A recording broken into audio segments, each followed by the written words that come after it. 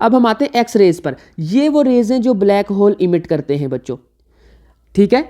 वो ये वाली रेज को इमिट नहीं करते हैं, यानी कि ये इनको तो ये जो लाइट विजिबल लाइट है, ये जो फोटोन होते हैं बेसिकली लाइट में, फोटोन जो होते हैं वो अब्जॉर्ब हो जाते हैं। इतनी ज़्यादा ग्रेविटी होती है ब्लैक होल की कि वो लाइट को भी अपने अंदर खींच लेता है। यानी कि फोटोन बहुत हल्के होते हैं, बहुत हल्के होते हैं, ऑलमोस्ट मैस लेस बोलते हैं हम उनको, उनका मैस या वेट नहीं है, पर उनका जितना सा जो बहुत माइनर सा भी वेट है ना, उसकी वजह से भी इतनी ज़्यादा ग्रेविटी है ब्लैक होल की, वो उसको भी अट्रैक्ट कर लेता है अपने अंदर।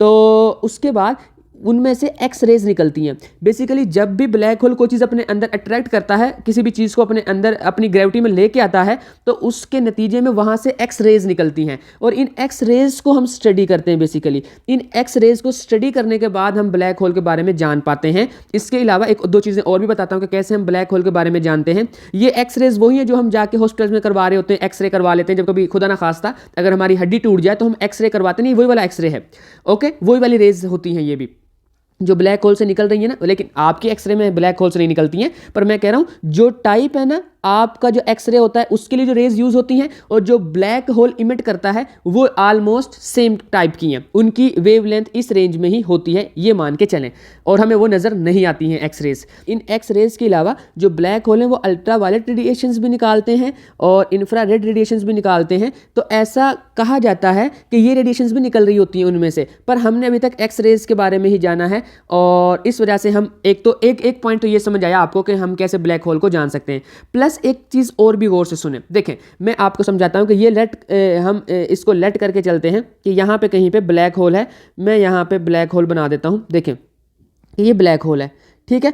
अब जो हमारे पास ब्लैक होल है वो तो नज़र आएगा नहीं, लेकिन जो इसके पास दूसरे स्टार्स होंगे ना, लेट कर लेते हैं, मैं थोड़ा छोटा बनाता हूँ, स्टार है, इसकी कुछ मोशन होगी इसके राउंड अबाउट, है ना।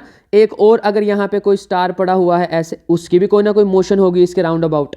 तो इस मोशन की वजह से अगर कोई और ऐसे बॉडीज़ हैं, इन सब की मोशन की वजह से हमें पता चलता है कि यार एक ऐसी चीज़ है जिसकी सारी चीज़ें ना चक्कर लगा रही हैं ऐसे, यानी कि वो उसके गिर्द ऐसे से रोटेट करी जा रही हैं। ऐसी कोई चीज़ है जो हमें नज़र नहीं आ रही है। यहाँ पे कोई ऐसी चीज़ पड़ी हुई है जिसके चक्कर लगा रहे हैं, इसका मतलब है कि उसके सेंटर में क्या है, ब्लैक होल है। मीन्स बाकी जो दूसरी कोलेस्ट्रल बॉडीज़ है ना, उनकी मोशन से हम ये फाइंड कर लेते हैं कि ब्लैक होल होगा यहाँ पे, क्योंकि वो उस चीज़ को जो चीज़ नज़र नहीं आ रही है वहाँ पे कुछ 4 5 8 10 20 50 जितनी भी चीज़ें हैं, वो स्टार्स जो बेसिकली हैं वो चक्कर काट रहे हैं, तो उसके सेंटर में नज़र कुछ नहीं आ रहा, पर ऐसे चक्कर लगाए जा रहे हैं स्टार्स। तो हम कहते हैं यहाँ पे क्या है, ये ब्लैक होल है जो हमें नज़र नहीं आ रहा, पर उसके हमें ग्रेविटी का इफेक्ट नज़र आ रहा है। तो इसको हम कहते हैं कि उसकी ग्रेविटी, जो ब्लैक होल है उसकी ग्रेविटी के इफेक्ट से भी हम फाइंड कर लेते हैं ब्लैक होल को, ठीक है। और जब कोई ब्लैक होल होता है, तीसरा जो मेथड उसको फाइंड करने का या उसको उसकी जो इन्फॉर्मेशन लेने का या यहाँ पे ब्लैक होल की प्रेजेंस का पता लगाने का, वो ये है, ब्लैक होल जब अपने इन्वायरमेंट से चीज़ें अपने अंदर जो है ना वो खींचता है, यानी कि वो अपने अंदर किसी चीज़ को अपनी ग्रेविटी में लेके आता है, तो भी उसे पता चल जाता है। मैं आपको एक यहाँ पे वीडियो शो कर रहा हूँ, स्क्रीन पे आपको नजर आ रही होगी कि एक स्टार कैसे ब्लैक होल के अंदर जा रहा है। तो हमें उस स्टार की जो रोशनी है ना, जो वो स्टार टोटे टोटे हो गया है बेचारा, सारा टूट गया है, उस सारे, क्योंकि उसकी ग्रेविटी बहुत ज़्यादा थी, तो उस सारा प्रोसेस जो है वो प्रोसेस भी हमें शो करता है कि यहाँ पे कोई ब्लैक होल है। तो आई होप कि आपको ये पता चल गया होगा कि ब्लैक होल को देखा कैसे जाता है। चाहे वो नज़र नहीं आता है वो, फिर भी हमें कैसे पता चलता है कि ब्लैक होल है।